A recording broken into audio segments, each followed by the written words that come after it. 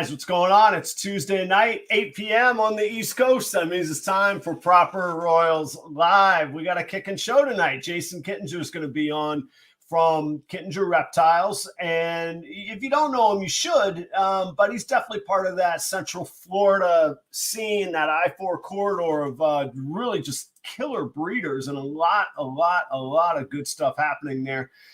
He was also on one of the featured breeders from the Best in Daytona show series that I've just put out this week on YouTube. So if you're not familiar, stick around. He's got some killer animals that we're going to talk about, but he's recently gone full-time breeding, and we just got a lot of ground to cover, and he's got a lot of information to share. And it's his first time on a podcast. Like, how cool was he to come on the Proper Royal show here with me? So I'm excited to have him. I know that you guys are a great audience. So we'll welcome Jason here in just a few minutes. I'll catch you up on what I got going on.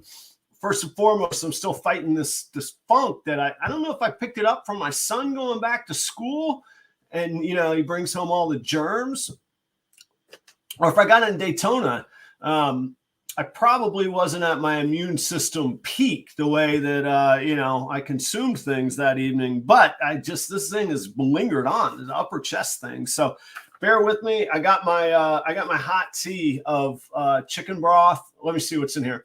We got chicken broth, fresh thyme, fresh lemon, fresh lime, and chili peppers, actual like Thai peppers that I boiled in there. So we're going to see how this goes, and hopefully it'll keep me loosened up and wide awake for the next hour and a half. It's awful, though, I'll tell you that. This week is a cool week. I had two clutches. One, total bum. I'll give you the fast version. I bought this breeder female 2 years ago. And I'll tell you, you always hear people say buy from reputable breeders. And I always thought that was a snobby thing, like keep the little people out, only buy from the big people, you know. That kind of stuff gets to me because I see it in business all the time, you know. So what do? I buy two females on Facebook, and I still keep in touch with the woman that I bought them from. I have no distrust in her. But she said, you know, one is a banana hypo, and that one, cool, proved out, all good. The other one, double het pied albino. Wow, that'd be great to prove out, you know. Last year, put her to a orange stream het pied, nada, just ODs and some het pieds. This year, I was like, this is going to be the year. I got a visual pied het albino male. That's the only thing that I bred this girl with. 10 eggs. It's going to be great, right? You already know where this is going. I wouldn't be building it up this way if it worked out. I cut the eggs. 10 normals, all, you know, I got 10 het pied possible het albinos. I got to ask Jason his opinion. Is that just wholesale material, or should I try and eke it out and grind it out on Morph Market for a few extra bucks? Maybe I could sell the whole batch of them. I haven't sexed them yet. You know, if it was like 7 females and 3 males, just sell it as a whole breeding project, I guess. I don't know, man. Anyway, I got to figure out what to do with those. So that was one clutch. The other clutch, though, I got some hatched a couple azanthics this week. That was a het-to-het pairing as well. Fire het azanthic to a het VPI azanthic. Got 2 azanthics. I thought maybe I had 3, but several fires. And the 2 azanthics are actually still in the egg. So I got to wait and see if I hit the fire azanthic. So that's not so bad. I got a bunch of animals up on Morph Market. So check them. I say a bunch. It's like 10. It's not that many. But starting 2022 hatchlings. So check it out. You know, you can follow breeders on Morph Market. So, you know, even if you're like, I can't keep up with what everybody's producing. But, hey, you're looking to buy something. And if I happen to have what you want, maybe I'm a good guy to buy from. So you could follow breeders. If you go to their store, you could click follow them. If you get a chance, check out Warfle's Morphs. Jeremy Warfle was kind enough on Sunday night to have me on as a guest. I couldn't stay long because I'm a little woozy tonight with congestion, but I'm way better. That was a rough night. I was, you know, I won't recreate the scene, but I ducked out after about an hour, maybe an hour and a half. I'm not sure. But anyway, myself, Kai from Lucas Landon Royals, And Stephen and Courtney from Leviathan Snakes were on to hang out with Jeremy and do kind of a breeder roundtable, which was real cool that night. Next week, Flawless Exotic Creations will be on. That's Will and Audra out of Spartanburg, South Carolina. They're actually crested gecko breeders that have jumped into the ball python game. And when I say jumped into it, like if I took a second mortgage on this house and did nothing but buy ball pythons, that's how they've jumped into ball pythons. They've got some killer animals. But when I say they're crested gecko breeders, their Facebook page is like 30,000 followers. Like, I didn't know there's 30,000 people into crested geckos, much less like just one breeder. So I'm excited to pick their brains for their business insight, reptile, hobby, and industry insights and all that sort of thing. Last but not least, it's hatchling season. If you want an idea of how to get ahead and get yourself separated from the game, you might consider advertising here. I got sponsorship opportunities. If you're ever interested in that, you can email me directly. All my contact is in the Linktree link below. But really, it's properroyals@gmail, Proper Royals on Instagram, Facebook. You'll find me. Just put in Proper Royals. You can get a hold of me if you want to talk some sponsorships and maybe set yourself aside and apart on advertising some of your hatchlings. These shows, they average between 500 and 600 viewers. Now, live in the evening, we'll do about 150, 200 a night. But over the next 10 days, we'll crack 500 views, if not 500, 600 views on these shows. So you can really reach an audience if you're interested. Let's get down to the show. I don't know how long I'm going to last, and Jason's a busy man. So Jason Kittinger, I reached out to him just before Daytona, and he was kind enough to say, you know what, I checked out your stuff, and I've never done a podcast before, but I think your show is good.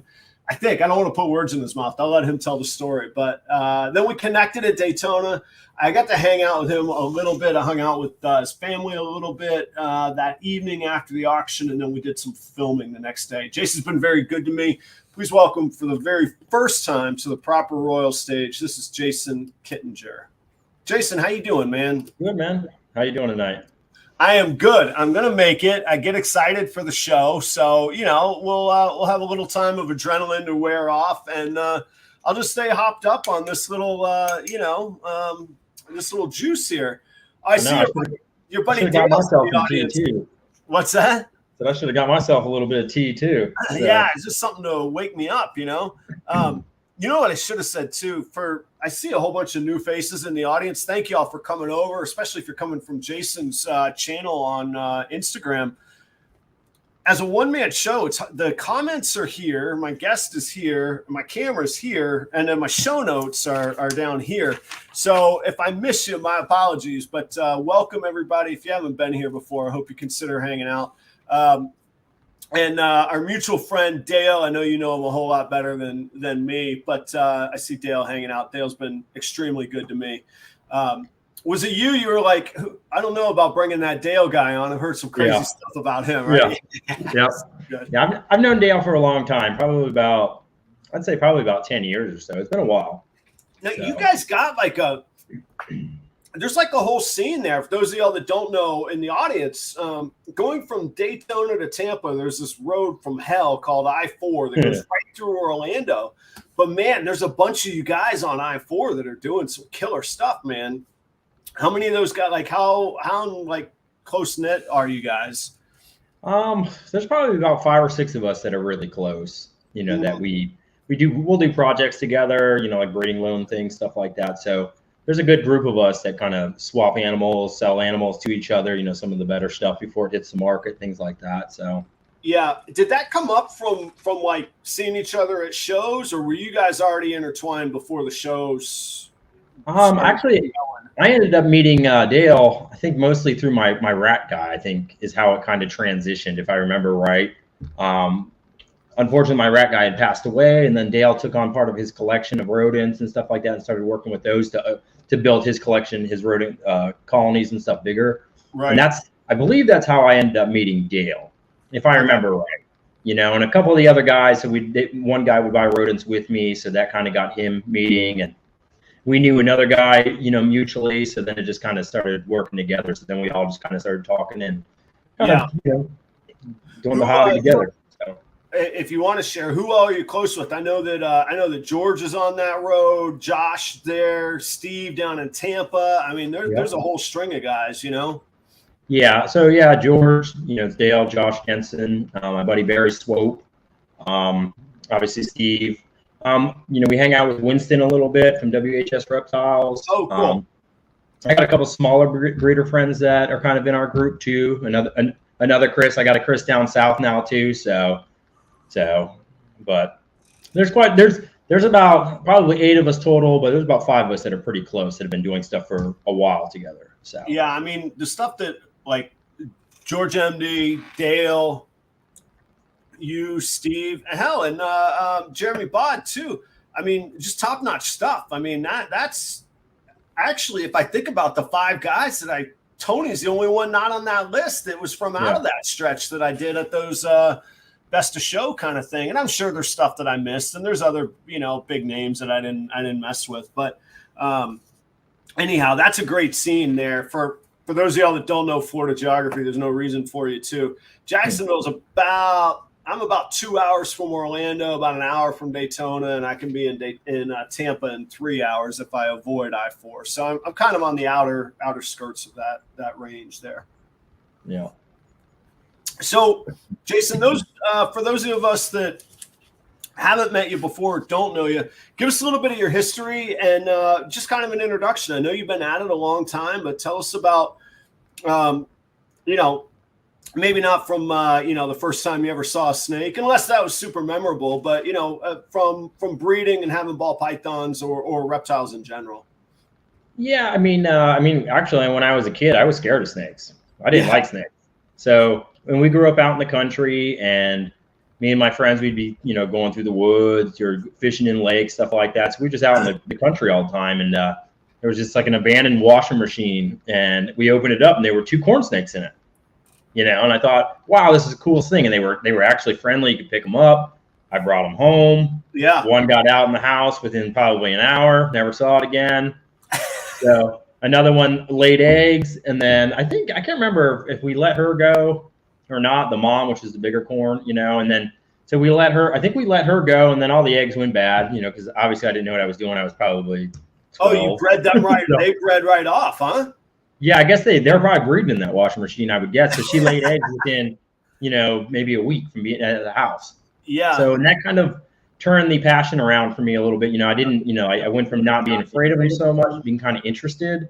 Yeah. And then when I was in high school, my science teacher, he had snakes, my biology teacher. So he asked, if I wanted to help him take care of his animals, because he had a collection of burms and boas and corns and kings, stuff like that.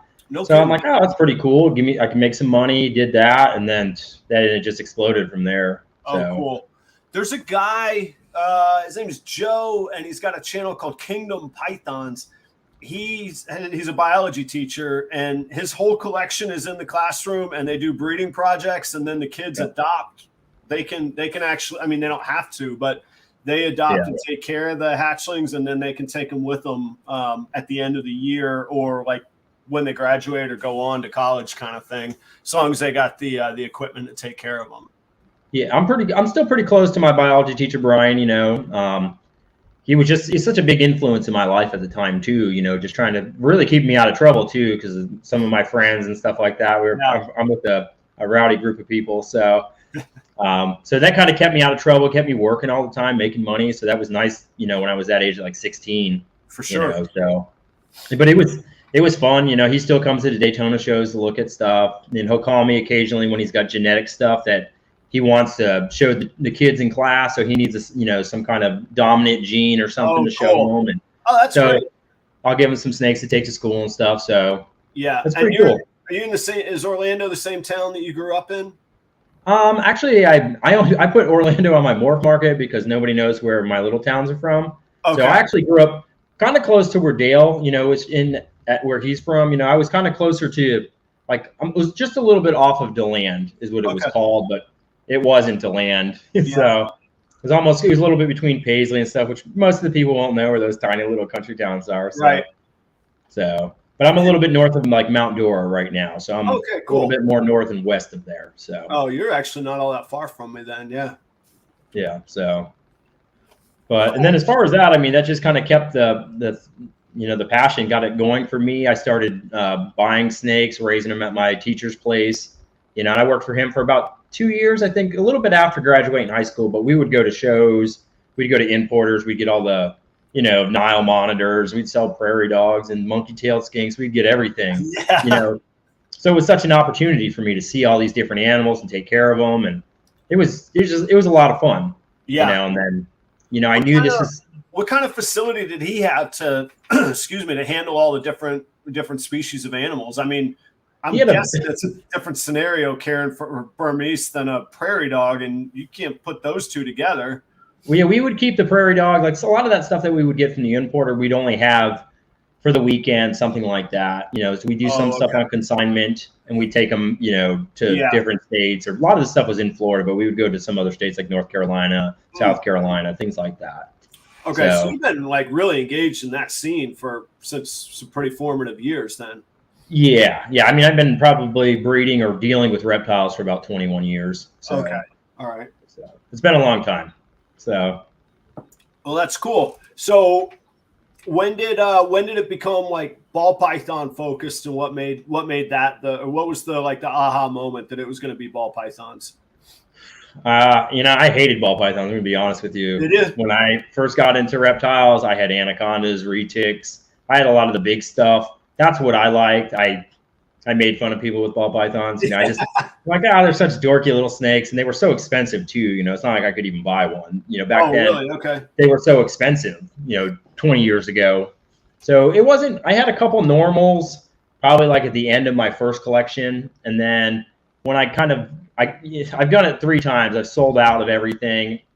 Not even 6 months. I start buying back in. I do something different. Yeah. Okay. So my second time around, I decided I was going to breed ball pythons and the green trees and Amazon tree boas, things like that.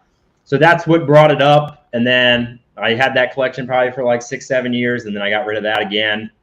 Now, where was that on the spectrum of when the morphs started emerging? Because I can remember 20 years ago, I had 2 normal ball pythons, and the shop had I don't know if it was 10,000 or 50,000. Doesn't matter. I was broke college kid. May as well have been $1 million albino. But there really wasn't many other. Maybe pieds were happening by then, but really not much else was going on. So where was that on that spectrum of this sort of morph explosion? So at that time, I think the albinos are still pretty high. Like you could get like some of the Mojave spiders, pins. Like when I first decided that I was going to breed ball pythons, to try to make money with it and stuff, I went out and I bought a pinstripe female, a Mojave female. I think, what else did I get? A spider. I bought all the basic. What'd you pay for them in those days? It wasn't that bad. I think they were around $800 a piece. Okay. So not too bad.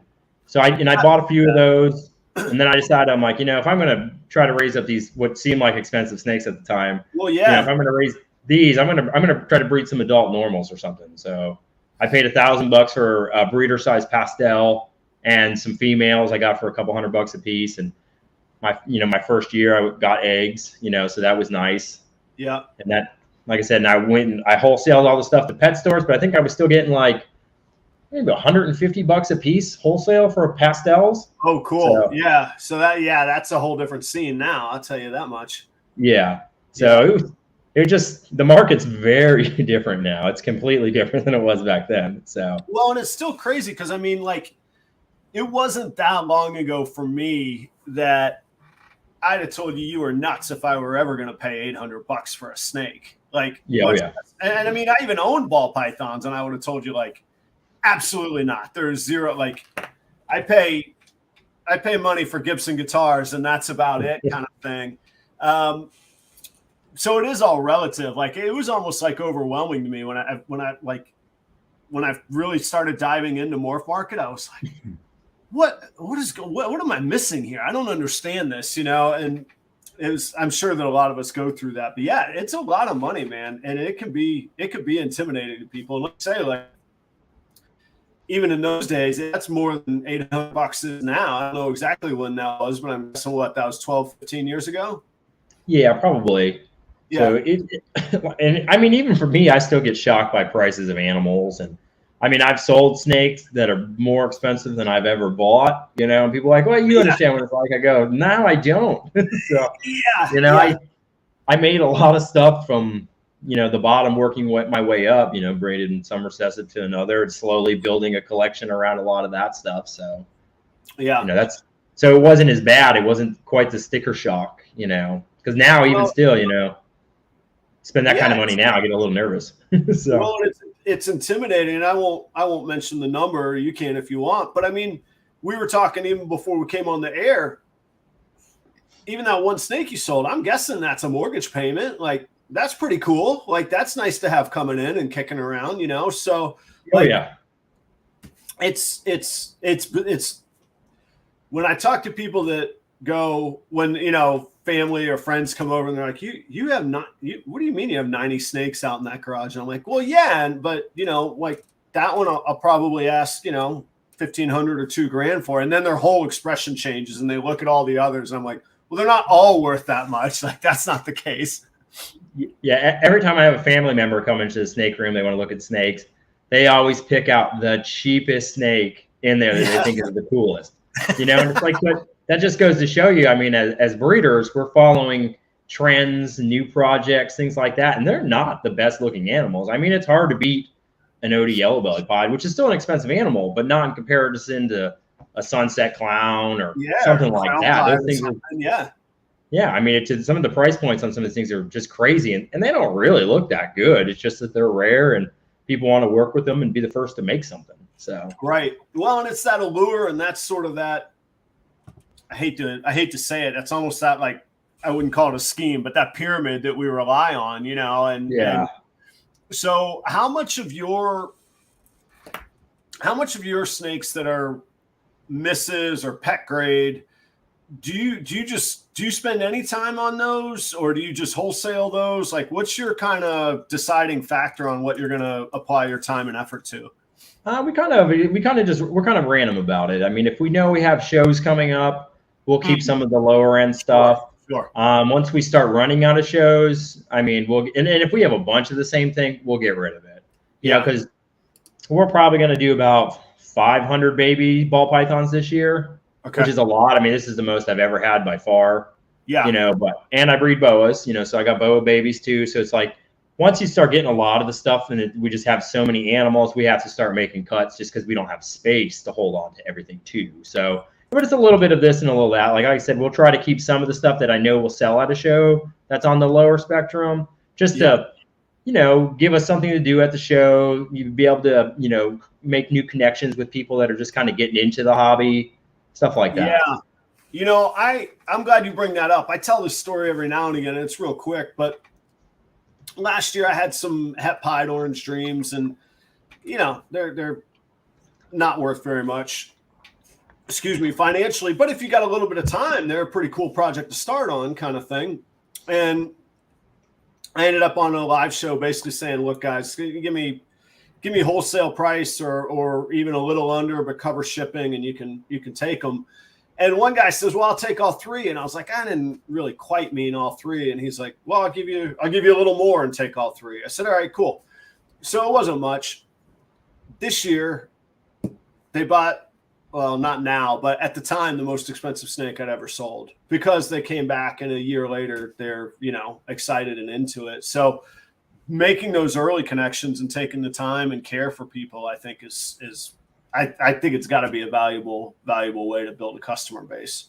Oh, for sure. And it's, you know, I see people, you know, people will say stuff to me, you know, because sometimes I'll spend a lot of time with the customer and they won't buy anything, you know, but you don't know when the customer, who is going to be the next customer, and you don't know whatever they're going to purchase too. And I want people to be into the hobby, and I don't want to blow them off because they might be buying a $40 snake and it might take me an hour to sell that $40 snake, you know, but if it teaches them what they need to know and they can own that snake successfully without problems, I mean, that's worth a lot, you know, I mean, because they will be more likely to come back into the hobby, whether they buy from me or somebody else, you know, and to make sure that their purchase, you know, doesn't die. So exactly. Yeah. We are talking about live animals here. Like these should be cared for. Hey, I got to pause for a minute. I got to say thanks to Gray Rider Reptiles, Charlie. I appreciate it. those of y'all that are new to the audience or that need a reminder that are always here, all of the super chat or stickers or any way that you give money to the channel, that all goes to feeding ball pythons so that I don't have to raise rats and I can run live streams instead of raising rats. Plus, I don't like them and I'm allergic to them. You think I sound bad now? Wait till you get me around a room full of rats. Charlie, thank you all so much. That's really, really killer. We're going to talk about Jason's acid stuff here in just a minute, man. I appreciate you coming and checking out the show tonight, and thanks for the kind donation. So, so give us some stats. You said you're going to have 500-ish hatchlings. So what are you dealing in, like 80, 90 breeding females? Or actually, I have more than that. My success rate is not that great. So I probably had about 125 females, like breeder size. A lot of them are first timers coming in. Yeah. So with that many females, I think I'm going to break right at 70 clutches this year. You know, so I'm not doing terrible. You know, I'm over 50%, you know, but I mean, in the past, it's like, because I've worked full time for so long, you know, now that I'm doing the snakes full time, it's kind of making the difference. I can put a little bit more work in. Things are just running a little smoother. You know, I have more, you know, patience to be in the room, because before it would be like I would try to pair, and then sometimes it'd be 3 weeks before I paired again. I got you know, and if you got one male to 5 to 8 females, I mean, you're going to start missing stuff. I mean, I would miss animals because I wouldn't breed early enough. So my success rate has been down for years just because I had too many animals and a full-time job, and just, you know, I even had help back then still, but it still was just too much. So here's you know, everybody's favorite question. Do you use an ultrasound, or you go with kind of rhythm and what you see and evidence in front of you? I do both. I've only had an ultrasound. Excuse me. I've only had an ultrasound for maybe 3 years, maybe. And I found the ultrasound for ball pythons it was a big negative for me my first year. It made me do bad, because I would ultrasound, and if they were at somewhere between 8 to 10, I wouldn't pair them. You know, I would just wait, you know, and then once they broke 10, got around 12, then I would start pairing. So like I would just keep checking them, and then females they weren't doing anything. And I just kept putting the males with the females where we're doing stuff. And then next thing you know, 3 or 4 months go by, and it's like, man, I've never even paired this female. Because a lot of times in my experience, putting a male with a female that's not cycling or doing anything, that definitely does help. You know, maybe not 50% of the time, but it's definitely a portion of the time it does help. Yeah. You know, so with that, I really, I kind of kicked myself, you know, it just didn't work out, you know, because I used to palpate, and I'm pretty good at palpating, you know, but, you know, obviously you can't feel, you know, a 12 millimeter follicle unless you're like maybe really awesome. I can usually feel like 17, maybe 16, but I can't feel anything much smaller than that. So, yeah. And I could be lying and making this up. You'll probably know. I don't think Dale uses an ultrasound either. I mean, I think he doesn't have one at all, I think, or doesn't use it at all, or doesn't like it. I know he was talking about buying one, but I'm pretty sure he hasn't done it. He does it old school. You know, he has great success, you know. So I'd say so.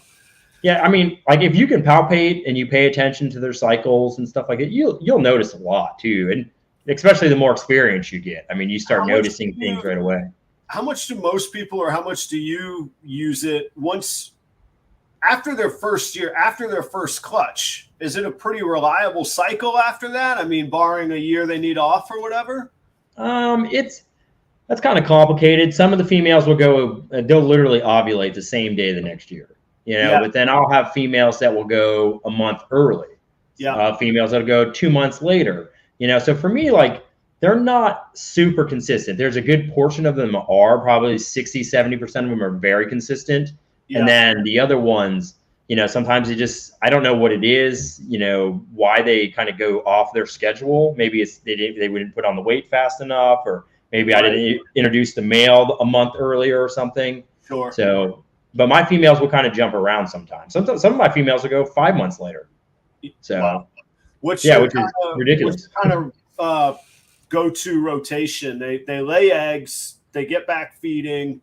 Are you looking at 5 months down the road to start pairing, 6 months, or are there other things that you're looking for? I don't really go by that so much. I pretty much just start pairing like the very beginning of November, something like that. I just kind of pick a date, and then I'll look through my records or look at their clutch cards or something like that to kind of give me an idea. Go, okay, well, this girl didn't lay until, maybe July, so I know I don't need to pair her first.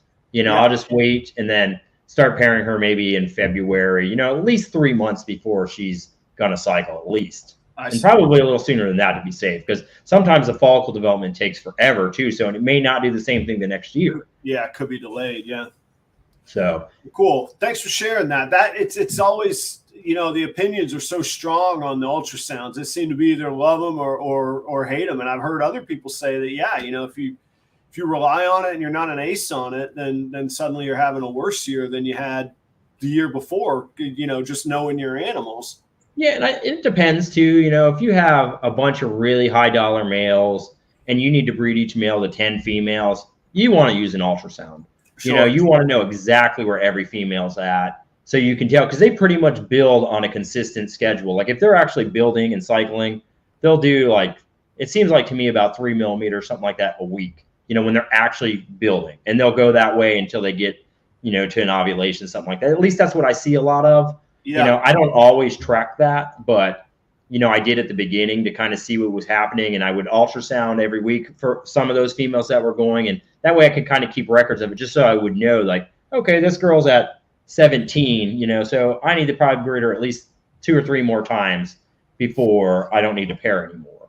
Gotcha. So if you got one male, you can really make him go the distance if you do it that way. Yeah, and that's the other part of I think part of my I wouldn't say lack of success. I'm happy the pace I'm on, but you talked about the percentages. I mean, I think I hit about 55% of the females that I bred this year. And like you say, some of them were first timers and it just wasn't going to be this year anyhow.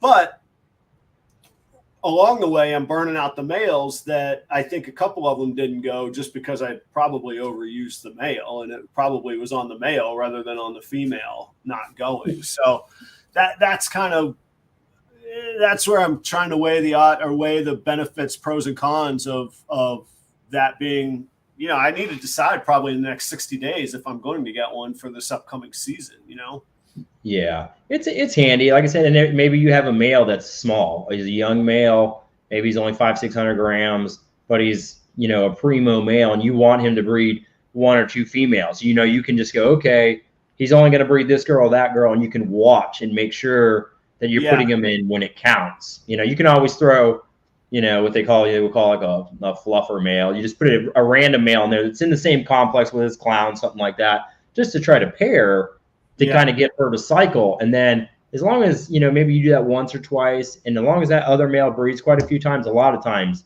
that male will take. Not always, but a lot of times. Yeah. So if your female's stalling out for some reason.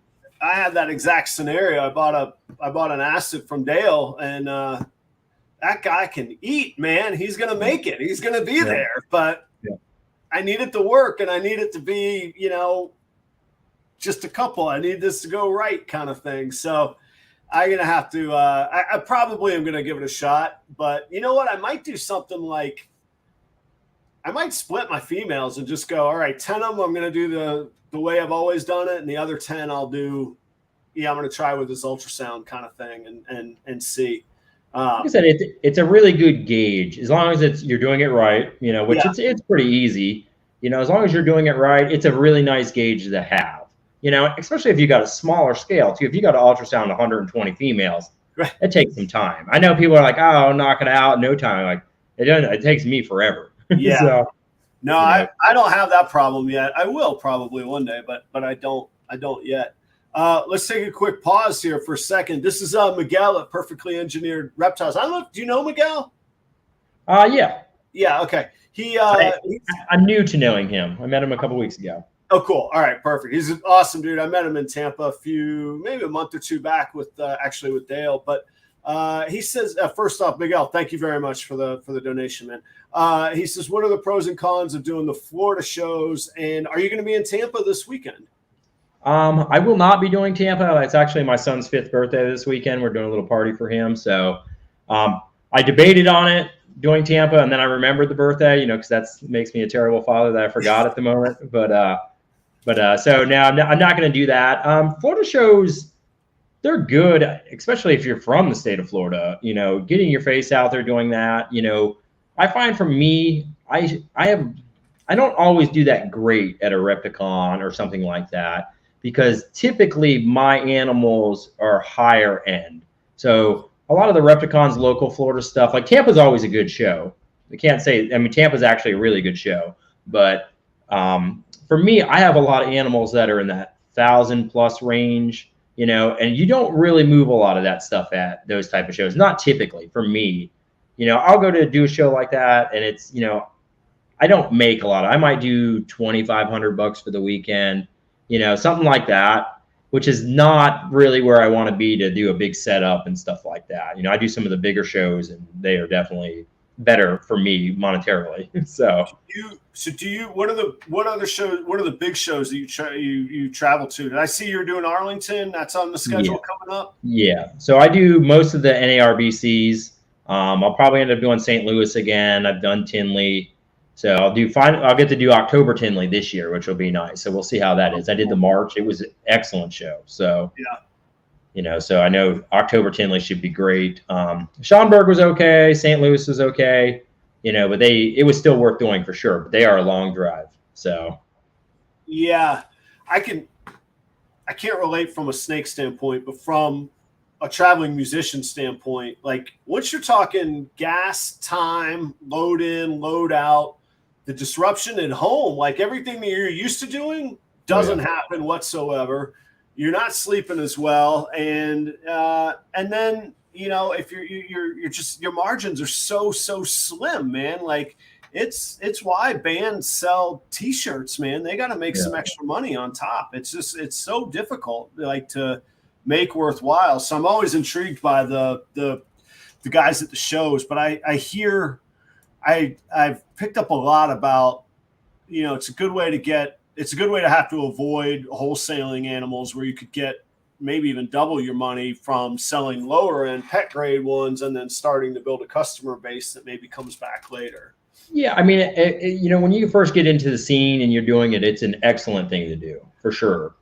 You know, yeah, I would definitely recommend doing shows, like I said, because when you can actually meet somebody face to face, you get a real feel for somebody. You know, when you're just messaging an email, I mean, you don't know anything about that person. You can't, you know, get a sense of their intentions, you know, and to me, it's so much safer to buy something. You know, you can actually hold an animal, you know, because, you know, there are a lot of good breeders on Morph Market, and what you see is what you get, and it's exactly what you want, you know. But I mean, I've definitely bought snakes that don't look like they're supposed to look like when they get to the house, and it's like, it's pretty disappointing.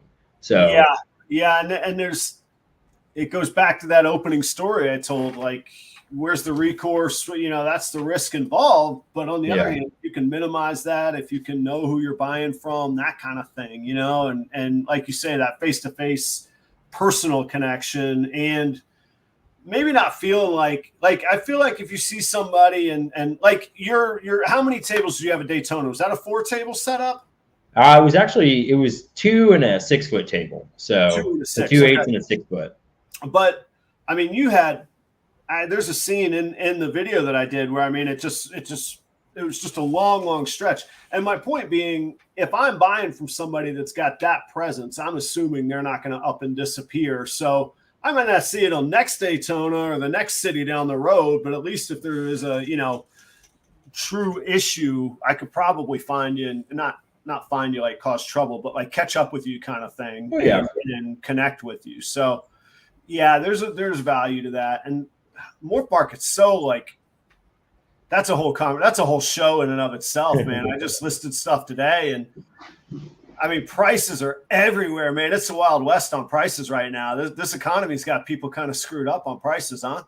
Yeah, I mean, the prices are always all over the place, but it's definitely worse this year than it has been. You know, some of the stuff I look at, and some of the prices I think are just ridiculously high, or I'll be trying to price match people, you know, and I look at the things and they'll be $800 cheaper than I want to be. And I'm just thinking, well, I mean, I know what my stuff is worth. I know what it cost me and the quality of my animals, you know, so a lot of times I'll still kind of hold to my price point, you know, just because I feel like that's what a lot of this stuff is worth, you know, and especially when you're full time, it's very different. You know, if you get these part-time people out there. And I used to be that guy.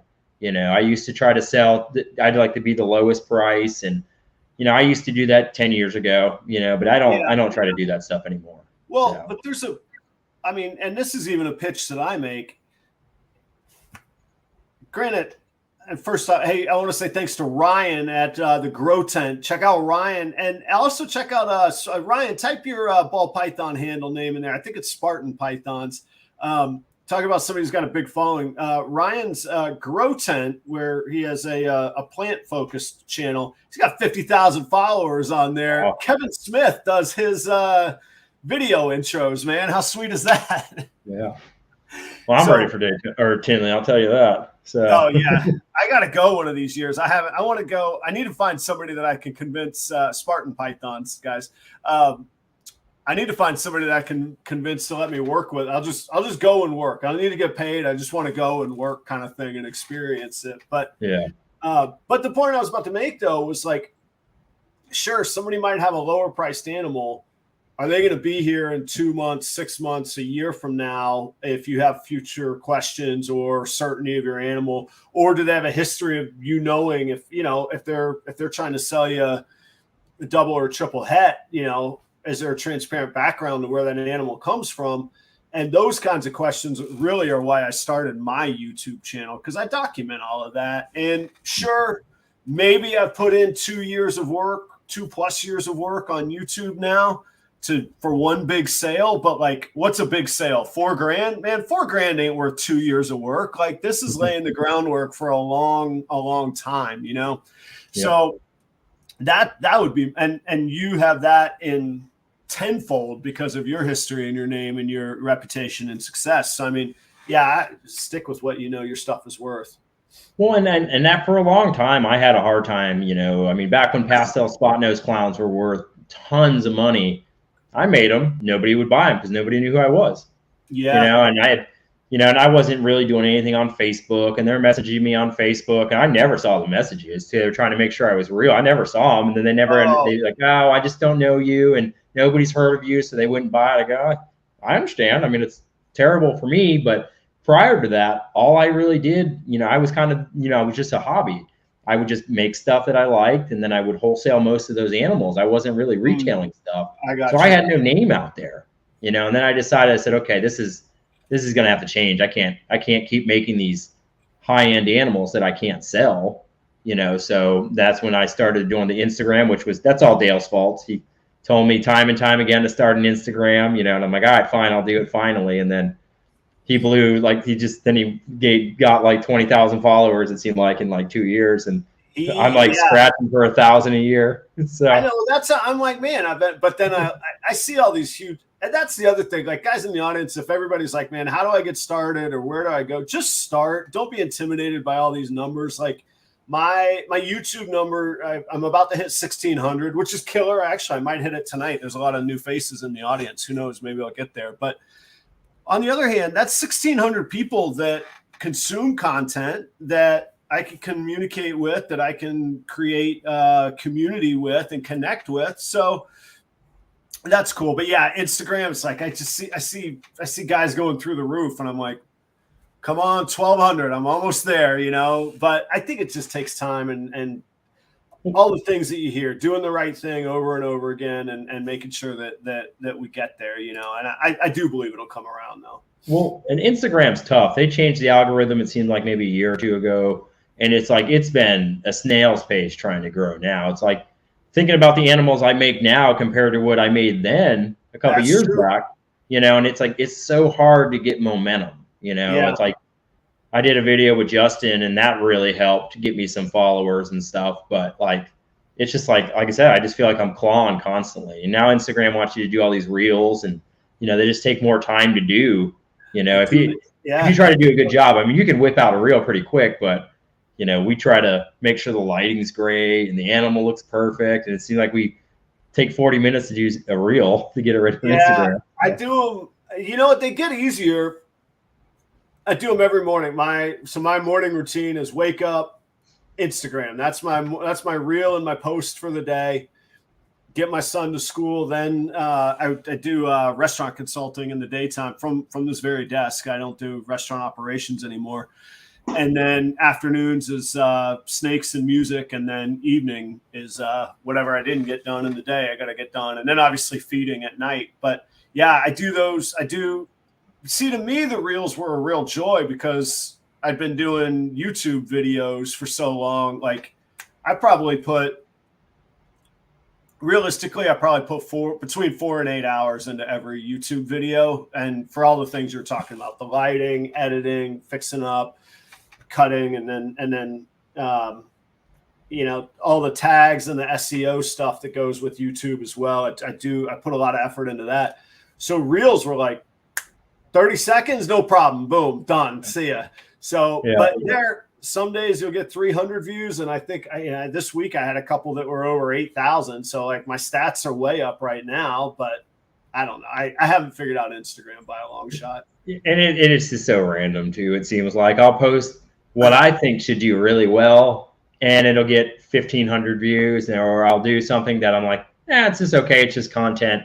And it will do to 5,000, 8,000. You know, it's like it almost doesn't make sense sometimes, you know. Yeah. But then I'm also probably a little bit, you know, thinking that this cool acid clown combo is going to get all the likes, you know. But then again, at the end of the day, most of these people don't even know what it is. You know, this is like just looks like a dark snake. So they're learning though, man. The acid stuff I post gets a lot of action. I can hear Dale saying this. I hate reels. Instagram should just be photos. Dale definitely hates reels. So. Hey, I gotta say, thanks to Kenny. I got it. Kenny at Bold Exotics. Thank you so much for the contribution. That will feed a couple ball pythons. Man, Jason, I don't know if you probably, I don't know if you know this guy. There's a guy named Phil that is an awesome guy. He hangs out in our audience. He's been a really good kind of mentor, insight person to me. Yeah, Phil, I saw you got popped by Instagram, man. You got a little slap on the wrist, and I was wondering what you said. So you can't say Killer Blast on Instagram. That's what did it, huh?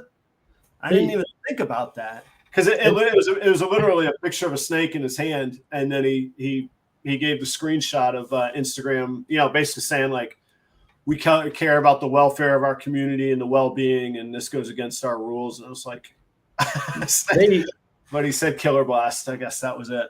I assume they're going to be coming for me. They keep taking my post down too, and it'd be, I don't know why. Really? Like harmful content or something about, something about like pornography or something like that. I'm like, literally, it's a snake in a hand, you know, or a snake on a table. It's like, we dispute them, but you know, they don't look at that stuff and they just kick it back. I'm sure they don't closely look at it. Yeah. Yeah. I mean, because if they did, they would know there's nothing to just, you know, there's no argument there. There's nothing wrong. Yeah. You know, but I'm assuming I'll be one of those people that my Instagram gets wiped out and I have to start over at the bottom. So I hope not. Like that would be, it wouldn't make me quit, but man, that would be a defeating moment. Cause I put a lot of work into it. Like yeah. I've decided while I'm small and I have time in the day away from the snakes, I may as well be doing something for my brand. So I put a whole lot of time into social media, and particularly YouTube, which I think has less of a chance of being wiped out, you know, but man, I see it happen a lot, or somebody hijacks their account on Instagram and there's no way to get it back. And I was like, man, what is that, man? Yeah. I feel bad for those guys, but for me, it wouldn't be the end of the world for me. I just kind of be like, yeah, you know, whatever. You know, like I don't want to lose the animals that are there because the work that it took to get everything there. But you know, about the followers, you know, if you got reliable followers, like I think all my followers actually want to follow me for the most part. I bet that's been important. Yeah, that's been an important thing to me too. I've always said I'd rather have somebody's heart than their eyes or their click. Yeah. You know, so I'll take the audience that I have. Well, I had tons of people say, oh, if you want your numbers up, you got to follow more people. I'm like, but I don't want to follow more people. I want to follow people that are doing the same projects as me. I don't want to have to sift through 3,000 pictures of whatever that I'm not interested in. I want to see things that are relative to my collection, or maybe in a direction I want to go in, to maybe see what somebody might be making that I could buy in a year, you know, when they make some cool combo animals that, you know, maybe there's some kind of Desert Ghost Clown or something. So those are the people I like to follow, you know, and the people that kind of give you more inspiration and drive to push too. Yeah. It's kind of weird. I had an odd situation not too long ago, because for the same thing, I don't follow a whole lot of people, and it's not because I'm not interested in it, but I really don't spend that much time on social media other than creating. So the stuff that I do want to see, I'm pretty engaged in, and after a while, there's only so much you can keep up with. And somebody actually messaged me. They were like, "Why'd you stop following me?" And I was like, "Oh my gosh, I guess I do social media different. Like, I don't mean anything by it, but it's not what I want to follow every day kind of thing." So Ryan, who's, like I say, got a ton of followers, he says if it's getting, in his opinion, and maybe his factual knowledge, I don't know, if it's getting pulled down for porn, it's someone reporting the post. You got like people that hate you out there, like people you've done wrong in the industry. I would imagine I have haters. I mean, not that I've ever done anything wrong. I'm actually a super nice person, but you know, it doesn't take much for someone to be a hater. You know, they can be mad at success or who knows what. You know, maybe by chance I didn't give somebody enough time at a show or something, because I mean, sometimes I'm at a show, I'll be talking to 10 people at once. You know, and I'm doing my best to navigate and try to answer all these technical questions and stuff. So you never know why somebody will do it. Yeah. You know, I mean, for the most part, I don't think I've never really had any customers that were upset. So a lot of nights I'll have, before the show even starts, somebody will come through and put a thumbs down. I'm like, what do you just skip around and just like annoy people? Like, like, I don't care. Like the volume is going to outweigh that at the end of it anyway. But maybe you got some people that you've rubbed. Maybe you need to reevaluate a little. Maybe that stuff Dale was saying about you is true. You need to look in the mirror a little bit here. I got to be better. Got to smile more. Tell me about your facility, and actually even before your facility, how many of you all are? I know you're not just a one-man show, but what are the kind of hands on deck that you have? What does it take to manage a collection like you have? Well, I mean, you could do my collection with less than what I have, for sure. My wife, she helps with a lot of social media stuff. So a lot of times if somebody's responding back, it's her, you know, and then she'll do Morph Market email, stuff like that. She does the shipping labels, you know, so she does a lot of the technical computer stuff that I'm not good at. So, you know, I mean, before that, I used to do all the emails and stuff like that too, and my own social media, but it's a lot harder to do it now because the collection's big, and it takes a lot of time to do, I don't want to say the important stuff, but, you know, the technical stuff, trying to do the plannings, the pairings, figuring out how to set up stuff and keep moving things around, and just kind of keeping the business going, you know, trying to figure out different projects for the future. But then my sister, is she full-time with you as well? Yeah, well, I mean, she doesn't do this, that kind of stuff full-time, but she does, you know, most of that work. I'd say about 90% of it. I mean, a lot of times she's asking me, you know, the questions, and I'll just tell her what to write because she can type faster and all that cool stuff. She's so much better at that stuff now. Holly, please type. Well, and sometimes she says I'm a little bit too blunt when I send an email. Like maybe I'm a little bit more to the point, you know. So So sometimes I'm just not, you know, I don't know. Sometimes she polishes it up a little bit for you. Yeah, and like to me, it's about, the thing for me is if you send me an email and it's barely a sentence, I don't even want to answer it. You know. And if it doesn't make sense, like if I can't read it, you know, like, and understand what it means, it's like, you know, I don't want to put a lot of effort into that. And honestly, I'm going to say from experience, a lot of times those don't pan out anyway. You know, a lot of the things that, if they don't write a full sentence, a lot of times they don't ever want to buy anything. They're sending out emails to 20 different people, and half the time they'll be like, "Oh, what snake was this?" You know, I'm just thinking, we're done. You don't even know what snake it is? We're done. So a lot of times I'll be like, well, it's the one that you messaged me about. It's literally right there in the email. You know, it's like, oh, well, I messaged a lot of people. I'm like, well, I'm sorry, man. You know, I want to be as friendly as possible, but sometimes those are your people you're getting reported by, and that's why your Instagram posts are coming down. So I got justifiable haters, I guess. No, I'm messing with you, man. So, all right. So there's you and Holly, and then you started talking about Jen as well. Yeah. So Jen is my sister. So she does a ton of work. So she goes through, I mean, she does pretty much all the day-to-day cleaning. She's in here grinding out all week cleaning. Oh, cool.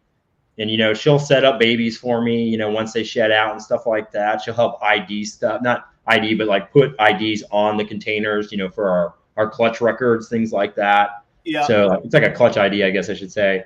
So, but she does a lot. I mean, she's just been working around, and it just, I mean, she's a beast in the snake room. You know, before she was kind of scared of the snakes, and she's just over the last couple of years, might even be like 3 years now, she's been helping me. And it's just been, you know, it was only a couple days here and there, and then it turned into 3, and then it turned into 4, and then it was 5 for a little while, but now she's back to 4. But I mean, she does a lot of work in that time, and I mean, I'm completely blessed to have her. And the amount, I mean, like I said, without her, it would be really hard to do this. I would, you know, because she came in at a perfect time too. I was getting so burned out because of life, all the snakes, work. It was just really rough. Yeah. You know, so she came on and really stepped up and really made it a lot easier for me. And that's half the reason we're being more successful this year than we've been in the past too. No, you know, for her that's awesome. Picking up that a little bit extra or a lot extra. So yeah. Well, and I gotta made say, all the difference in the world. On just a personal note too, and it made me think when I saw Renee's note here. Renee is Dale's wife. Renee and Jen were they were so welcoming to me. Just made me feel like I was part of the group. Like it felt like a family. Well, not family friendly, not kid family friendly, but like it felt like a family setting. Everybody hanging out, and it wasn't this competitive circle of, oh, I'm doing this and one better than it was just cool. It was just people hanging out, and you know, we were drinking out on the beach patio and having a good time. But anyhow, I really enjoyed it. The camaraderie was really cool, and it was really cool to get to meet everybody that way. Yeah, I will say that Renee is a hater though, for sure. She probably is the one. You might have given her a reason. I don't know. No, Renee was great to me. I used to think she was sweet, and now I'm not so sure. So well, I've only met her once, and I have to apologize because I definitely pulled like I didn't say goodnight. I didn't anything. I had one of these moments where I was like, I gotta go now, and I just off I went. And the next day, a few people were like, "You were there, and then you weren't." I was like, in more ways than one. Yeah, man, I had to go. Well, that's the way to do it anyway. It's sometimes if you're trying to say goodbye, you'll be there for another 30 minutes. 30 minutes, right? Yeah, exactly. So because when I saw you in the lobby before, you know, when me and Holly went to bed, you know, I was already trying to go to bed 20 minutes before that. Oh, you were just getting hung up by another group of people or friends or something, you know, just trying to make my way back. So no, I definitely pulled the disappearing act, man. I was gone. So Holly, Jen, is that pretty much the team, or do you have other people on hand as well that you? Yeah, that's all that works pretty much here in the building, you know, taking care of the snakes. So it's just the 3 of us. And Holly was cleaning snake cages for a while too, especially like when we get kind of backed up because we have so many out. She'll start cleaning and helping with that stuff too. You know, so it's really nice, but that's all we use in the snake room right now. So yeah, you know, so I do think when it comes to cleaning, what's the let me just get down to it. I don't know if you know, because we're kind of new friends, but I take a lot of pride in my sink. I got a full commercial restaurant dish pit in I got the snake room and I got the dish pit there. So what's the cleaning facility situation there? What do you do for cleaning, and how do you make that efficient? Well, as far as a cleaner, we use like a chlorhexidine. We go through the motions with that. We'll kind of spot clean when we can, you know, some of the stuff. I'm trying to think, how the best way would be to explain it really. We just kind of go through and just clean. Do you have like a sink setup in there? Or you doing? Yeah, we do have a sink. Yes. In my opinion, you can't. Man, it's so hard to not have a sink. I've had a sink in every building I've had in the last 15 years. Yeah. You know, because at one point I was using like a sink in the house, you know, because it was attached to like a garage, and I would go inside and it just takes so long. and it's just, or I'd be spraying tubs outside or something like that. It just takes so long. So yeah, we were talking some yesterday we did a little dry run, sound check and all of that. But I love figuring out efficiencies and processes because at the end of the day, time's all we got. Yeah, I get extra time. I'll figure out how to make extra money. I'll figure out how to have extra fun. I'll have more time with my family. Let me figure out how to save time and I'll be in good shape. So, yeah, I was at a point where I had, 25 or 30 snakes and I was cleaning with spray bottles and, man, I was going through paper towels like crazy, and you're like, there's got to be a better way. And that's pretty much kind of how I do it too. I use a lot of paper towels. I clean a lot of stuff that way. I mean, if a tub is really bad or we're going through and things just need to be really cleaned and sanitized, then we'll use the sink that way, which, I mean, I would like to have a bigger sink. I bought the biggest one I could get at the time. I've been looking for a stainless steel one, but I can't find anything that's exactly what I want. You got to hit up, man. I swear to God, most restaurants have one sitting on their back dock that they swear to God they're going to use and fix up one day, and they don't. And how I got that one was it was at a resort I worked at, but I finally went to the GM and I was like, how much for that sink? He's like, you want that thing? And I was like, yeah. He's like, what are you going to do? Get $200 scrap for it? He goes, give me $100 and get it out of here. I was like, out, gone. I mean, I got drying pans. My 70-30s fit in that sink, and I got two of them. I got two basins big enough for that. So, but my setup's probably a little different. I mean, I'm sure it's different in a lot of ways. I don't use a whole lot of cocoa. I really just use paper and a little bit of cocoa for some humidity. But so when mine are soiled, I just pull the whole thing out, throw it in the sink, and put a new tub in, and I just switch the whole thing out. And then I have the high pressure sprayer and all that right there in the sink.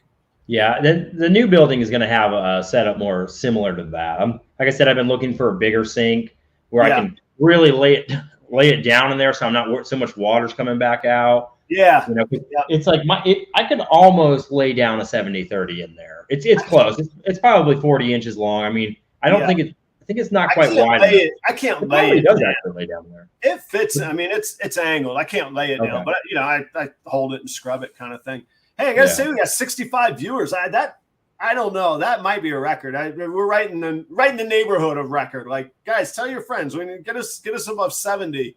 This is Jason's first podcast he's ever done, and he was kind enough to say, he'll come on Proper Royal Show. So, give me 1 second. Those of y'all, I'm sure you know who Jason is, but if not, it's Jason Kittinger from Kittinger Reptiles.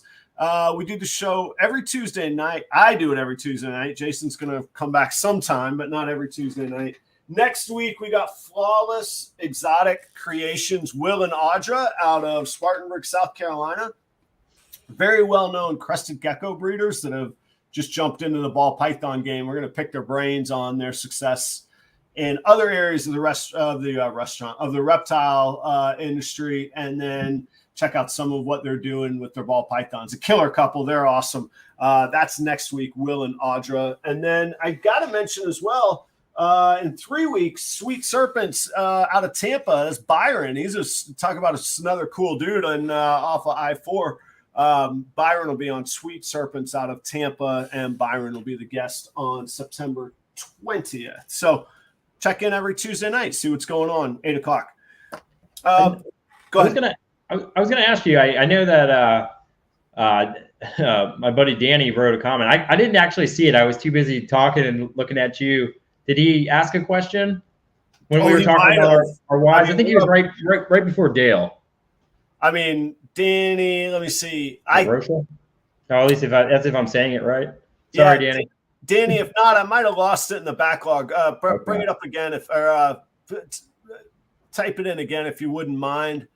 I apologize. I'm a one-man show, so like a lot of times in the comments, there's people that know each other. They're having their own conversation, and so I try and keep one eye over here, but I really do try. Danny and Renee Rocha. He says nothing but love for Jason and Holly. That seems pretty good. I barely caught it out of the corner of my eye. I think as soon as he was disappearing. You're the man too, Danny. I got to give you a call anyway. If I was already supposed to do it, I'm sorry. Sorry, Danny they were talking about, they knew Jen. There was a comment saying hey to Jen and to Holly as well. Okay. Yeah, there you go. Shout out to Holly. The wife's the real deal. There's a lot of truth in that statement. Oh, for sure. Fakes or otherwise.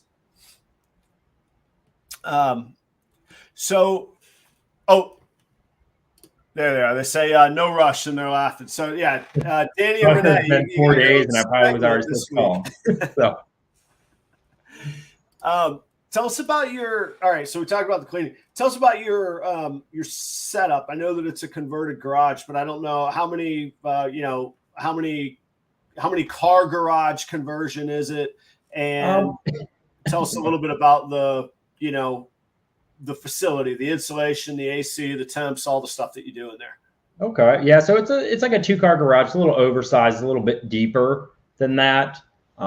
Typical width. I can't remember what the width is, 22, 24, something like that. But my 2 cars 20 by 20, but this is a little DR Horton home. So, but I got 400 square feet that I'm in right here. I think mine's like 26 feet deep, and it's either 22 or 24 wide, I think. Okay. So, all right. It's a decent sized garage for sure. Yeah, you're up over a little over 500 square feet then. Yeah. Yeah. So I mean, I pretty much just got the perimeter wrapped with racks. I'm not one of these people that can have like a tunnel room. I can't do that. I need space. Like a tunnel, you walk in, you got 5 feet, and it's 40 feet long. I can't do that. I need space. If I want to break dance on this floor, I need the space to do it. And we got a lot of tables, that we roll around. So we got different workstations that we roll around for different racks. Like some have built-in shelves and bedding holders and things like that. So just a lot of stuff that I've just made over the years. I plan on the new building buying real things, so a little bit more professional. But let's see, I do mostly ARS racks. I got quite a few of them. I don't know how many I got, but I got a lot. And then I do sea serpents for my babies. So I use their little 6 quarts for all my for sale animals, stuff like that. Yeah. So I can house about, probably around 250 babies, I think is what I can house.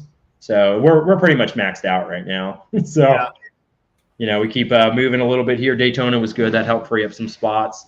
So, yeah, I would guess you would have to be, because I mean, I have a crazy setup where I've built a room in my garage. So like this is my office, my music rehearsal space is right there, my incubator's there, my sink is there. So I mean, I'm kind of maxed out but I just have too much going on in the garage in itself right here. But I mean, I have a total with hatchlings and everything. I'll have right at 100 animals this year. So I mean, you're talking just exponentially more than I have on that.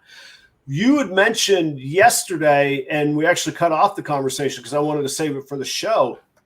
I'm really interested. You said, I think, if I understand right, you use ambient temperature for a lot of the year or part of the year, and your temperatures in the room. Talk about that a little bit for us, if you don't mind. So at this time of the year, we keep at the temps in the room about 85 degrees.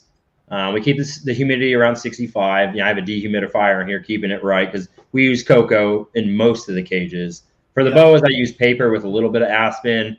The babies, I use aspen just because it's easier and doesn't, if I use cocoa on those, it'll condensate so bad in the sea serpents racks, just because there's so much humidity in the cocoa. Yeah. So that's kind of what we do as far as temps this time of year. When I start to breed, I'll start to turn, I'll leave the heat tape off for a little bit, and then I'll start dropping temps.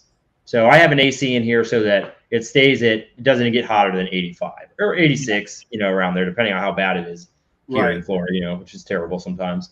So, so I'll run the AC to keep it. Have you insulated your attic ceiling? I did. I went up there and did the spray insulation. Okay. So, which it actually needs more. I actually did the whole house. When we bought the house, I renovated everything. So then I finally went through and did the house. And then I ran out when I got over to the snake. So I only got about 6 inches up there, which is not enough for the spray and stuff. But I did the what do they call? I think this letter R, whatever letter it is, but I did the 38. I have 14-inch layer up there.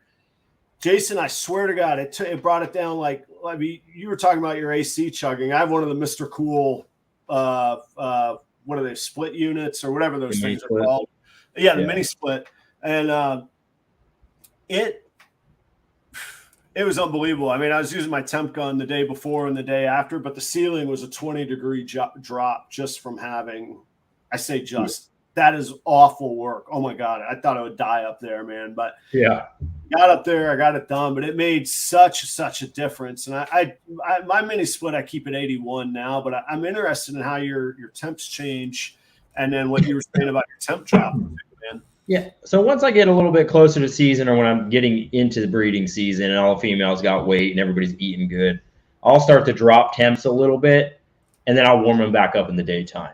So that way they're starting to get a little bit of a temperature cycle. And then once I get to a certain point, you know, I don't only do that for maybe like a week or two, and then I turn the heat tape. How cold at night will you get it? I do gradual. So if I'm going to start out at 85, I'll drop down to maybe 82, and then after maybe a week of that, I'll drop down to 81. I just slowly start creeping down. But once I start getting a little bit lower than 82, I'll start turning the heat on, and then I'll start to drop a little bit faster. And then I usually do it for around a month, because the boas do really well with the temperature cycle, and they're all in the same room. And the ball pythons do great too, you know. So I'll just kind of drop temps, and then at a certain point, I'll get down to maybe, I don't know, maybe 78 degrees. You know, sometimes I'll dip down to 76, something like that, to help the boas a little bit more. And then I'll raise it. I'll try to keep them warmer in the daytime, but I'll only let the room get maybe 81 degrees in the daytime, because now I got the heat on. So it's kind of a delicate balance. I hope to not be doing this any longer. In the new building, I'm hoping I can keep an 80-degree flat temp with heat, and then just run that, and then I can kind of cycle a little differently with the temperatures if I want to still, but I won't be going off and on. And because at a certain point, females are building, follicles, or they've ovulated, and you're trying to keep the babies warm, or the eggs, and the boas are trying to keep the babies warm. So I got to keep the heat on. And then it's starting to get too hot in the room again, because it's hot. So then I got to start sweating it a little bit before I decide to start turning down the temps, and then I bump the room temp back up, so everybody can cycle out the rest of the way. So what I do is very complicated, and I wouldn't recommend it to anybody, but it's what I've learned that works for my room, my facility, with having the boas and the ball pythons. Well, yeah. I mean, and I always say every situation's unique. Like, I wouldn't recommend anybody building a room inside your garage, but all the stuff you're talking about, I'm able to dial in a 100 square foot space. Yeah. And really, like, it was interesting. You said, you'd like to just flatline it at 80 or 81 all the time.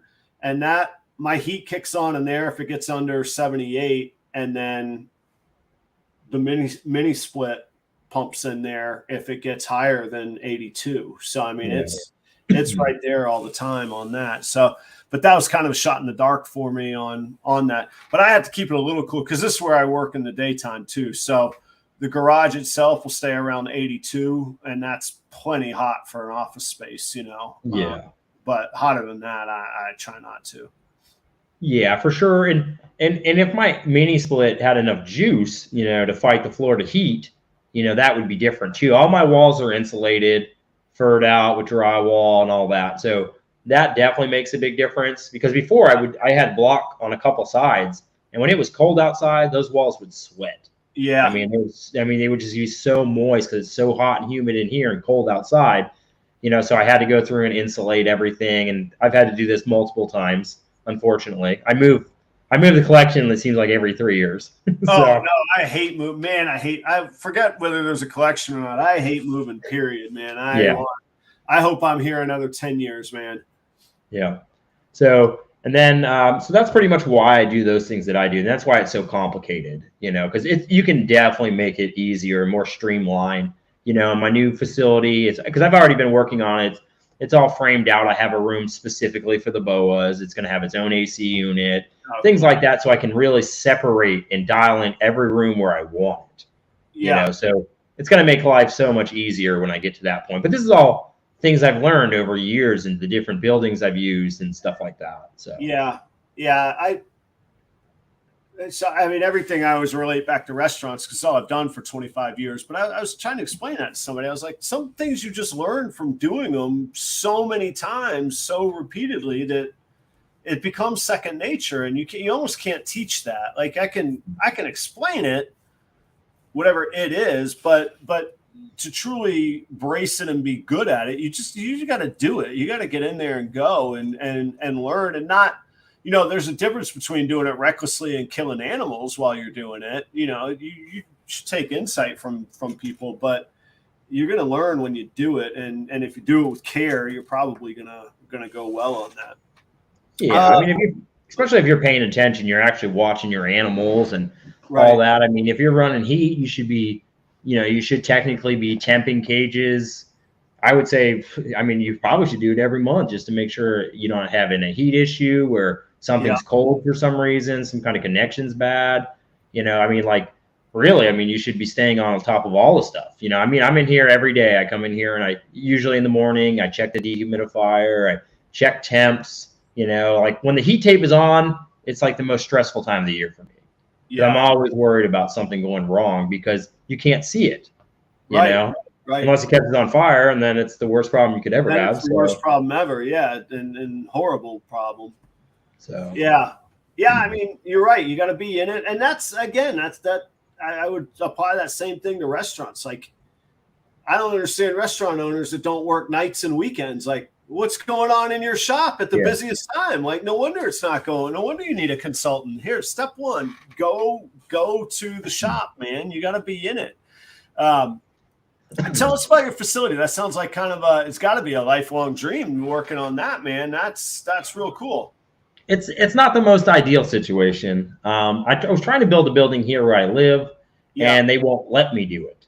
Okay. So, because it's a commercial business and we're residential, even though we live in the country, and I mean, there's nothing here, and like literally, the agricultural land literally starts right past my house.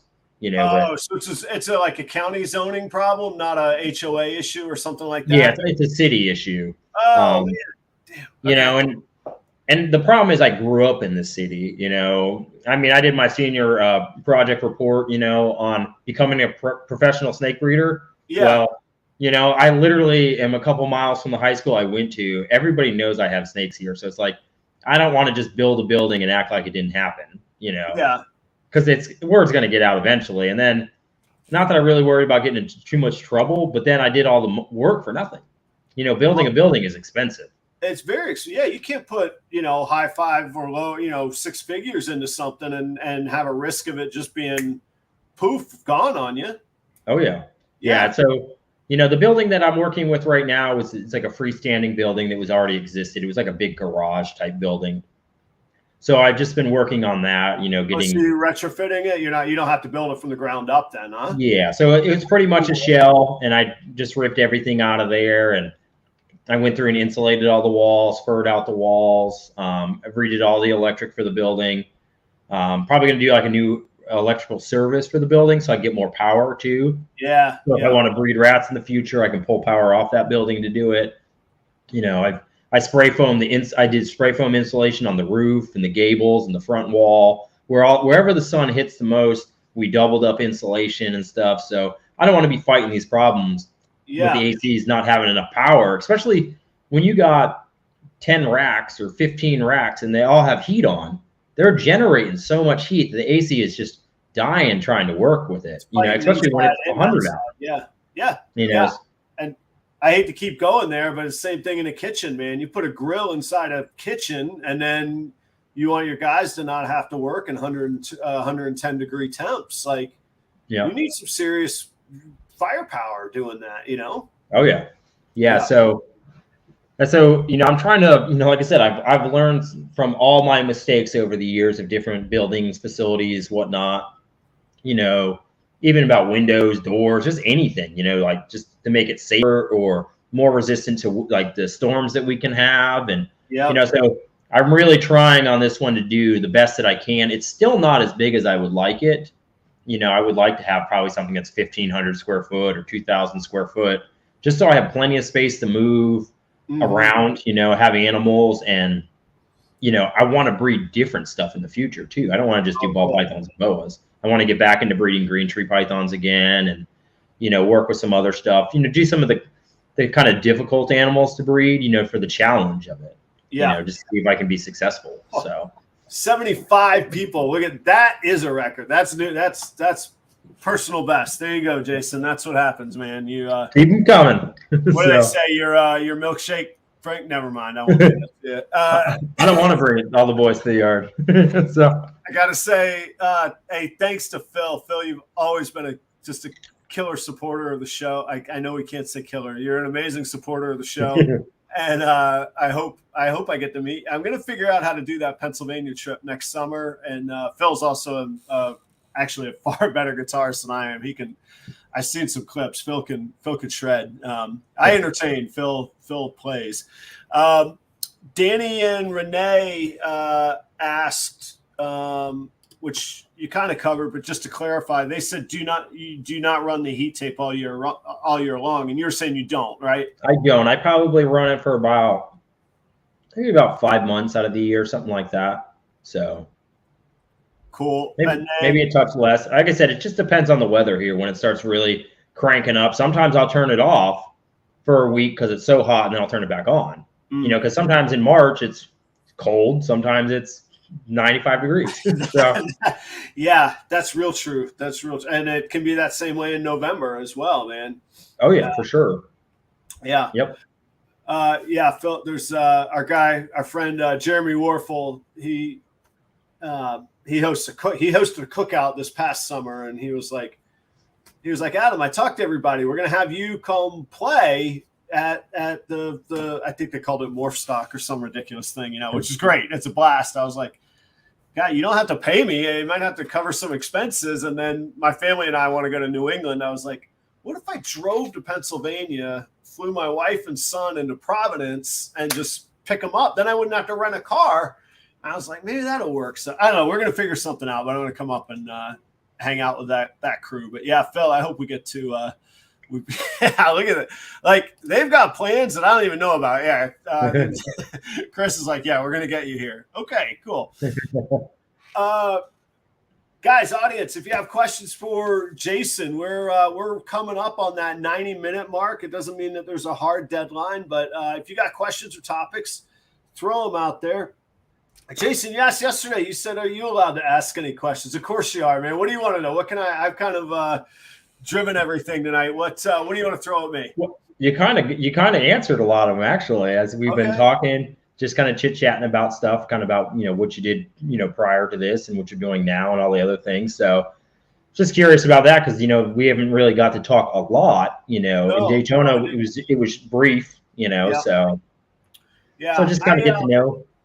Yeah, my background it was restaurants, and then kind of the COVID was obviously a real catalyst for change. I know it changed everybody's lives, but it really changed.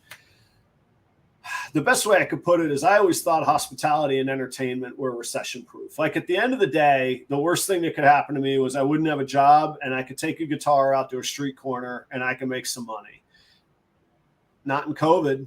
I could always cook for somebody and entertain somebody. Not in COVID. And it was just, it scared me. It wasn't like ball pythons were my great solution, but they were it was mentally terrifying. And then I oversaw teams of 80, 100, 120 people, depending on the time of the year and the season. And having that number of people depend on you for, hey, boss, are we going to have a job next week? Hey, are we, how am I going to feed my family? What does all this mean? Are we, are restaurants even going to exist? And so ball pythons became my venting, my they were my quiet. I didn't have people yelling at me. I didn't have people telling me I was an idiot. I didn't have to debate whether I should wear a mask or not, or whether they should have a vaccine or not. Nothing. It's just a damn snake that was happy to have a rat. And like, it just made my day, man. It was great. It was just like therapeutic. So anyway, that was a slow build from right at the very, very start of it. When, remember, there was a time where, and I was in North Carolina at the time, but there was a time where it was like April of 2020. And it was like, all right, everything's gonna shut down for 8 weeks and then we'll be done. And everybody's like, 8 weeks, what are we gonna do? And then we're like, all right, we just gotta last 8 weeks and then we'll get back to work. And it was 2 years, it was just, it was just a drag, man.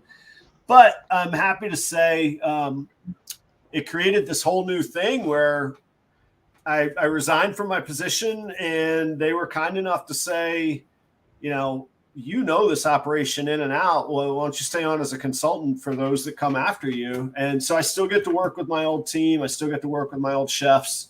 But I do it kind of on my own terms. And now I play a whole lot more music, and I got 100 ball pythons now. So that's the story. Our buddy Charlie up at Reagan Renee Royal Pythons, he's up in New Jersey. I haven't actually even read this question. It better be a good one, Charlie, because I put it on the screen. How do you feel about inquiries on animals not listed, such as, this is a good topic. Hey, I saw the blackhead clown you have. Anything in het or anything older you might part with? How do you, let's talk about how you sell and some of the platforms and where you find what most useful. For me, definitely Morph Market is is my biggest avenue to sell animals in a certain price, tier, I guess. Like anything $500,000 up, Morph Market's where it's at. I mean, if it's a crazy expensive snake, a $10,000 snake of some kind, some Desert Ghost Pied or something like that, that stuff sells as soon as it's posted on Instagram. People see it, they share it. So that kind of stuff, like those cutting edge projects, that stuff sells almost immediately. So Instagram's a good thing for that. Other than that, like Instagram, I excuse me, this cough drop's not working. So Instagram for me, like I may sell a snake occasionally from something I post a lot of times. I think what it does is get people to know me more. And then I think maybe they look at my Morph Market stuff. Because sometimes I'll post things, going on Morph Market, something like that. But we don't directly sell an animal off of Instagram very much. And Facebook to us Facebook is dead to me. I don't like Facebook at all. Yeah. So, I'm sure we've sold snakes from Facebook too, from a post, but I mean, I don't have a problem with somebody asking me a question, if they see something that I have, or maybe something they think I might have because of some of the genetics I work with. I have no problem with people messaging me on Instagram, things like that. I mean, I'm fine with any of that. So nice. Danny and Renee say, what's your most anticipated clutch pairing project for both Jason and Holly? They want to hear from Holly. I don't know if she's still in the background or not, but she might be trying to get Link into bed still. He kept popping in here. So was he? He was like, "Daddy's on camera." He's yeah, he wasn't having it tonight. He's like, nope.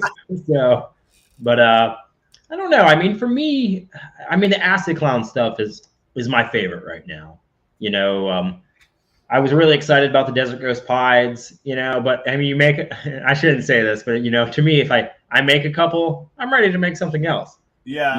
So I made quite a few DG Pieds this year, a ton for me to hold back, which is fantastic. I'm starting to work some Desert Ghost Clown stuff. I've just hatched out a pastel Desert Ghost Clown,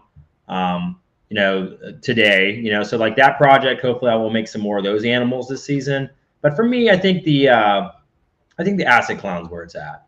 So It looks that I made a blackhead acid. I'm saying it all backwards now. So I made a blackhead acid leopard clown. Wow. So very dark animal. So Danny and Renee, they actually got a black pastel acid leopard clown from me about a year ago. So this is similar to that, but it's actually darker, and a little bit busier too, somehow. I don't know why. Like when it hatched out, I was debating if it was actually a clown or het clown. The more I asked around, people are saying, no, I definitely think it's clown. Because sometimes the acid clowns, they look het. Sometimes, they don't look clown. I tell you, the thing I'm totally on board with the acid, and I need to buy more, which is going to turn into a problem. I can already tell, but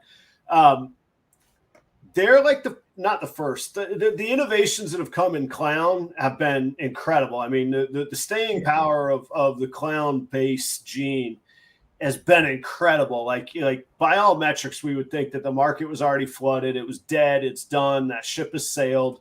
And there's all these things that come along. But acid is one of the very first genes that I've ever seen absolutely be able to pulverize that classic clown pattern, that when, other than the head, that when you see a clown, you know it's a clown. Yeah. The acids, man, if you weren't looking at the head, man, it's a whole new landscape. And that's the cool thing about this industry, the stewardship of these animals, man, is that we can like, that's happening right now. We're part of it. Like, I know we're not going to the moon or anything, but damn, this is cool stuff that I'm a new guy. This is new stuff, and I'm able to participate in it, so this is a really cool thing. But I agree with you, man. They look almost like when you're looking at maybe even a krypton or a cryptic, where you're like, that's close, but is it? I'm not sure. And sometimes it does that because it pulverizes the pattern so much. Like, you're not going to mistake a krypton for a clown once you look past its head, because the body ain't there. But the acids are doing that, which is, like I say, means just a whole new landscape, man. What'd you have in that video? Was it an acid spot nose clown? Yeah. That thing was super vivid, high contrast, and like broken up pattern, but not just like it wasn't like an acid pinstripe would be. Like it had distinct portions of the pattern, man. Yeah, it's interesting, the spot nose and acid interaction. Like the spot nose brings a lot of consistency to an animal. So, and it's making that pattern so big, and the acid's making it weird looking, but so like the acid's trying to distort it, and the spot nose is trying to make it consistent. So like the interaction is great. We made a black pastel version of that too. So we have a black pastel acid spot nose clown, so, and it looks more like a black acid clown, like where it actually really beat up the spot nose, so it toned the spot nose down so much, which is good, because the spot nose is very dominant, as far as making that pattern so big. Right. Because I love the dark blacks in it, and I guess to go back to Danny's thing too, my most anticipated clutch of the acid clown stuff is I'm hoping to make a black pastel blackhead acid leopard clown. Oh wow, that's what I'm really hoping to make, and a male. So everybody cross your fingers for me. But it's a blackhead leopard clown to a black acid het clown. So when only 6 eggs.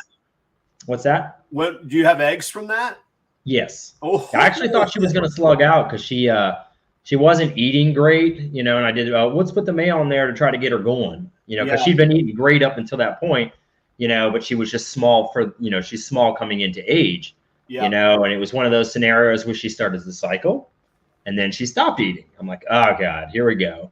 So she's probably rolling around like 1,400 grams, barely 1,500, and now she's not eating. Now she's cycling, and she's taking a long time to build through too. And I'm palpating her. I'm like, they're small. I feel like these are probably slugs, so I didn't pay attention. I didn't see an ovulation really, so I'm just kind of randomly checking, and I opened it up, popped that hide out of there, and there she was sitting on eggs, and they were all good. Yeah. I'm like, yes, I was so excited. So it's long shot, but I might get lucky. I'm hoping for it, because I'd imagine that, from what I can see, the other version is without black pastel. It should be dark, like super black. Yeah. So, well, black pastel, I was looking at some of Tony's stuff, seemed in clowns, it seemed to be bringing up the belly, up the side, man. You could get like a really like dark top and then have the contrast on the belly come up on the sides on the flaming, man. Yeah, with the acid in there, I would doubt that will probably bring any of that in there. And if it did, it wouldn't last, I bet. But, because, at the end of the day, the acid is still doing the most work of all those genes. Yeah. So break stuff up. Yeah. Yeah. And I've been trying to make just any kind of new combo that I can make with that. I know, Justin with the confusion stuff, it's like, I thought I was going to beat him some of the things that he made. I was talking to him about something. I made a black acid GHI clown. And I said something to him, and he goes, oh yeah, you made one of those?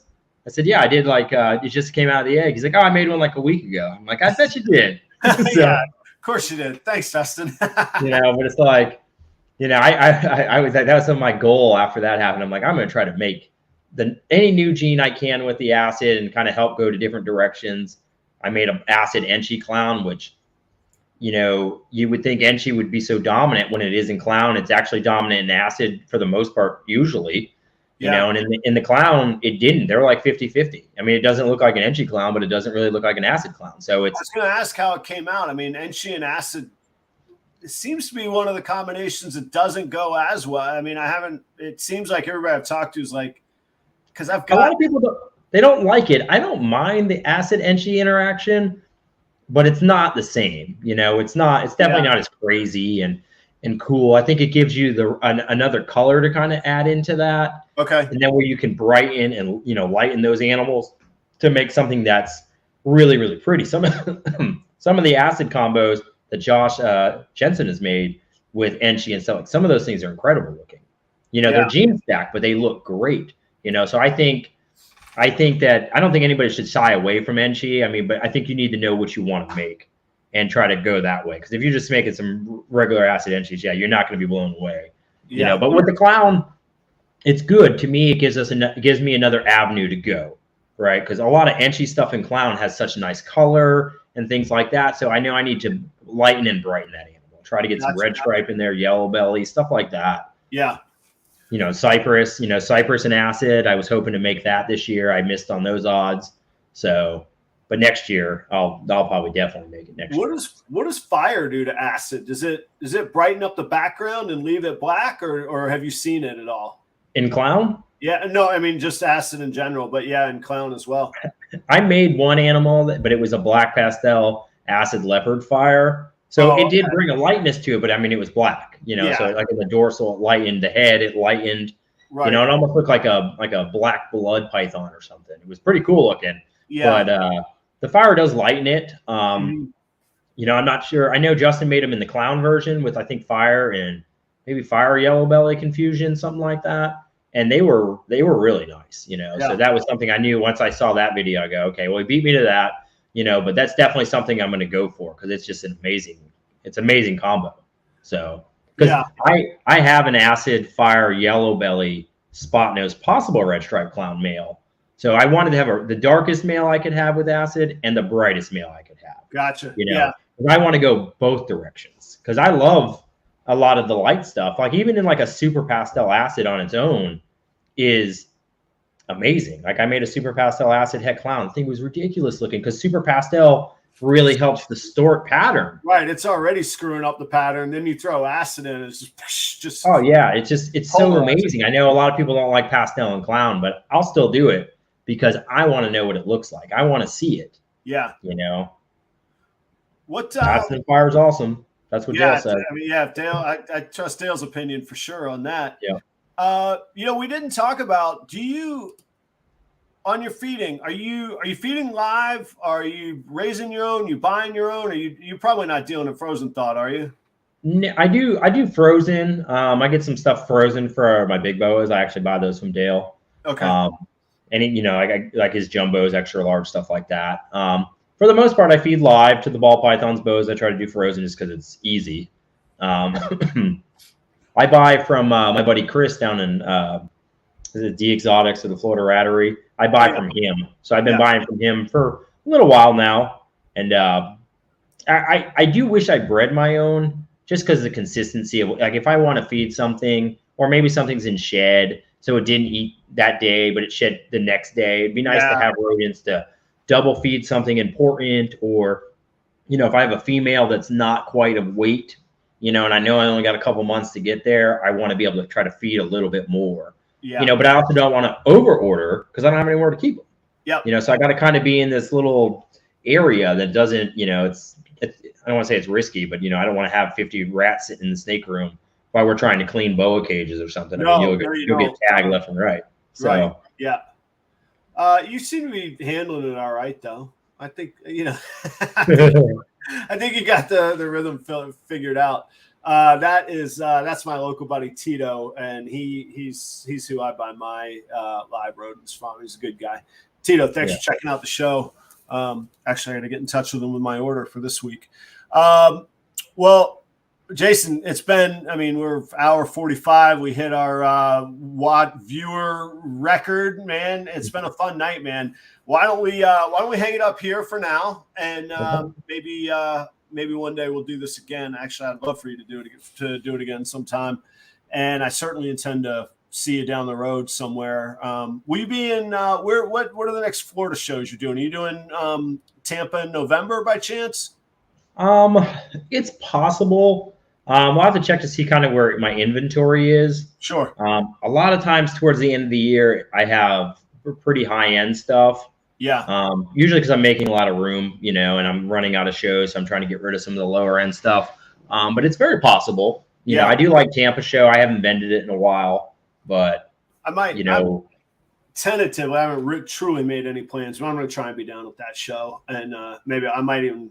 I'll see if Dale's up for it. I might try and tag along and come work with him that day and help him out. Yeah. Or he just puts up with me. One of the two. I say I help him out. But anyway, we'll see how that works out. But I'll try and be down there then. But Jason, I really appreciate you taking a risk and having faith in the show and coming and joining. I really enjoyed it. And we said last night we hoped that it had a feel like we were just hanging out and talking. And it felt good, man. Thank you. I'm going to be honest. It was 1,000 times easier than I thought it was going to be. Awesome, it felt man. really Great. Organic. Everything was nice. Like you said, the flow was great. It was a lot easier than I thought it was going to be. I was sweating it a little bit. That's why I haven't wanted to do one. I don't like to put myself out there.